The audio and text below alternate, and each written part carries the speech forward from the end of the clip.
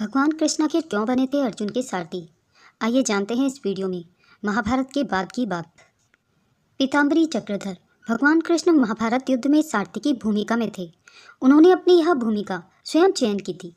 अपने सुदर्शन चक्र से समस्त सृष्टि को क्षण भर में मुट्ठी भर राग बनाकर उड़ा देने वाले या फिर समस्त सृष्टि के पालनकर्ता भगवान कृष्ण महाभारत में अपने प्रिय सखा धनुर्धारी अर्जुन के सारथी बने थे। इस बात से अर्जुन को बड़ा ही अटपटा लग रहा था कि उनके प्रिय सखा कृष्ण रथ को हाँकेंगे। सारथी की भूमिका ही नहीं बल्कि महाभारत रूपी महायुद्ध की पटकथा भी उन्हीं के द्वारा लिखी गई थी और युद्ध से पूर्व ही अधर्म का अंत एवं धर्म की विजय वह सुनिश्चित कर चुके थे। उसके बाद भी उनका सारथी की भूमिका को चुनना अर्जुन को असहज कर देने वाला था। भगवान कृष्ण सारथी के संपूर्ण कर्म कर रहे थे। एक सारथी की तरह वह सर्वप्रथम पांडुपुत्र अर्जुन को रथ में सम्मान के साथ चढ़ाने के साथ फिर आरूढ़ होते थे और अर्जुन के आदेश की प्रतीक्षा करते थे। हालांकि अर्जुन उन्हीं के आशीर्वाद और मार्गदर्शन के अनुरूप चलते थे, परंतु भगवान कृष्ण अपने इस अभिनय को संपूर्ण समर्पण के साथ निर्वहन करते थे। युद्ध के अंत में वह पहले अर्जुन को उतारकर ही खुद उतरते थे।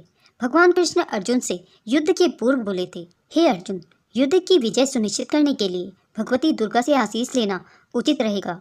भगवती दुर्गा के आशीर्वाद के पश्चात ही युद्ध आरंभ करना चाहिए। सारथी के रूप में भगवान कृष्ण ने अर्जुन को एक और सलाह दी थी कि हे धनुर्धारी अर्जुन, मेरे प्रिय हनुमान का आवाहन करो। वह महावीर हैं, अजय हैं, धर्म के प्रतीक हैं। उन्हें अपने रथ की ध्वजा पर आरूढ़ होने के लिए उनका आह्वान करो। अर्जुन ने यही किया था।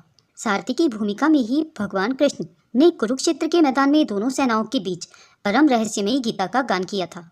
भगवान कृष्ण ने सारथी के रूप में अर्जुन के पराक्रम को निखारा ही नहीं, कठिन से कठिन क्षणों में उनको सुरक्षित एवं संरक्षित कर अपनी भूमिका को सार्थक किया था।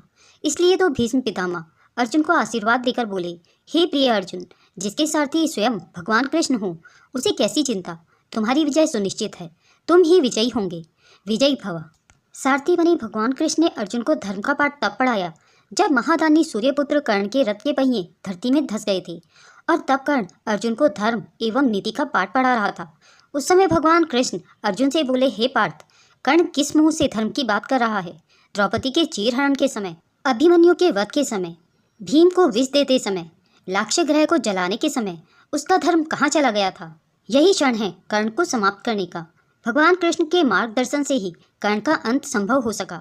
सारथी के रूप में ही भगवान कृष्ण ने अर्जुन से जयद्रथ का वध करने के लिए व्यूह रचना की थी और अर्जुन जयद्रथ का वध कर सके थे।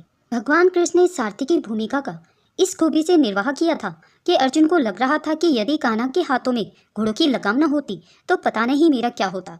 यहाँ भगवान के दृश्य हाथों में घोड़ों की लगाम थी और अदृश्य हाथों में महाभारत के महायुद्ध की समग्र रूप। महाभारत का युद्ध समाप्त हो गया था। कुरुक्षेत्र में भगवान कृष्ण रथ पर बैठे थे।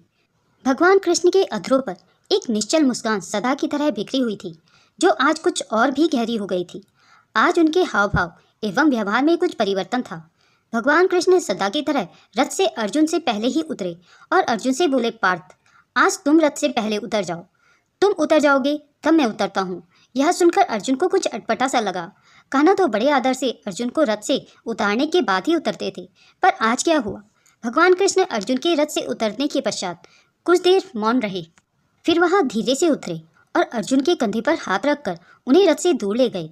उसके पश्चात जो घटा वह भगवान कृष्ण के लिए तो परिचित था, परंतु अर्जुन के लिए विस्मयकारी, अकल्पनीय और आश्चर्यजनक था। अनायास ही रथ से अग्नि की लपटें निकलने लगी और वह एक भयंकर विस्फोट से करते हुए जलकर खाक हो गया। अर्जुन देख रहे थे जो रथ इतने अजय महारथियों के अंत की कहानी का प्रत्यक्षदर्शी था, आज वह पल भर में नष्ट हो गया। अर्जुन देख रहे थे उस रथ के जुड़े हुए अतीत को। इसी रथ से पूज्य पितामह की देह को अस्त्रों से बीन दिया था। इसी रथ से अनगिनत महारथियों का वध किया था। इसी रथ पर बैठकर उनके प्रिय सखा ने उन्हें गीता का उपदेश दिया था। आज वह राख की ढेरी बन चुका था। इस घटना से हतप्रभ अर्जुन ने भगवान कृष्ण से कहा, हे कान्हा, आपके उतरते ही यह रथ पल भर में भस्मीभूत हो गया। ऐसा कैसे हो गया? इसके पीछे का रहस्य क्या है?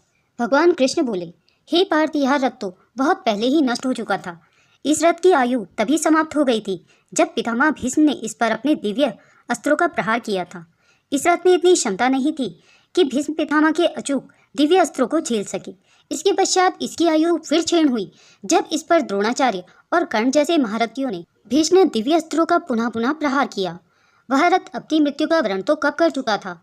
अर्जुन आश्चर्य मिश्रित भाव से बोले, हे कान्हा, यह रथ इतने पहले मृत्यु का वरण कर चुका था, तो फिर यह इतने समय तक कैसे चला? कैसे इतने दिनों तक आपके हाथों साकुशल कार्य करता रहा? भगवान कृष्ण बोले, यह सत्य है कि दिव्य रथ की आयु पहले ही समाप्त हो चुकी थी, परंतु यह रथ मेरे संकल्प से चल रहा था। इसकी आयु की समाप्ति के पश्चात भी इसकी जरूरत थी, इसलिए यह चला। धन की स्थापना में इसका महती योगदान था, अतः संकल्प बल से इसे इतने समय तक खींच लिया गया। भगवान कृष्ण आगे बोले, धनंजय, भगवान का संकल्प अटूट, अटल और अखंड होता है। यह संकल्प संपूर्ण सृष्टि में जहाँ कहीं भी लग जाता है वहाँ अपना प्रभाव दिखाता है, और यह प्रभाव संदेह से परे अवश्य ही पूर्ण परिणाम देने वाला होता है। जैसे ही संकल्प पूर्ण होता है, संकल्प की शक्ति वापस भगवान के पास चली जाती है और उसका समय एवं प्रभाव समाप्त हो जाता है। ठीक इसी तरह इस रथ पर मेरा संकल्प बल कार्य कर रहा था, और उसके समाप्त होते ही जो हुआ वह तुमने देखा। भगवान कृष्ण आगे बोले, इसलिए हे अर्जुन, हम सबको भगवान के हाथों यंत्र बनकर अपना कार्य करना चाहिए। यंत्र का कार्य होता है यंत्र के हाथों में अपना सर्वस्व समर्पण कर देना और उसके आदेशों का पालन करना। इससे कर्तापन का अहंकार समाप्त हो जाता है और जीवन का विकास होता है। जिसका जितना योगदान है उतना ही करना चाहिए, शेष यंत्र के हाथों में छोड़ देना चाहिए। यही जीवन के विकास का रहस्य है। चलो अपने शिविर की ओर चलें। भगवान कृष्ण और अर्जुन पैदल ही शिविर की ओर बढ़ गए। दोस्तों, अगर यह वीडियो आपको पसंद आई हो तो इसे लाइक और शेयर जरूर करें। अगर आप मेरे चैनल में नए हैं और ऐसी ही रोचक कथाएं सुनना पसंद करते हैं तो मेरे चैनल को सब्सक्राइब करें। वीडियो को अंत तक देखने के लिए आप सभी का बहुत बहुत धन्यवाद।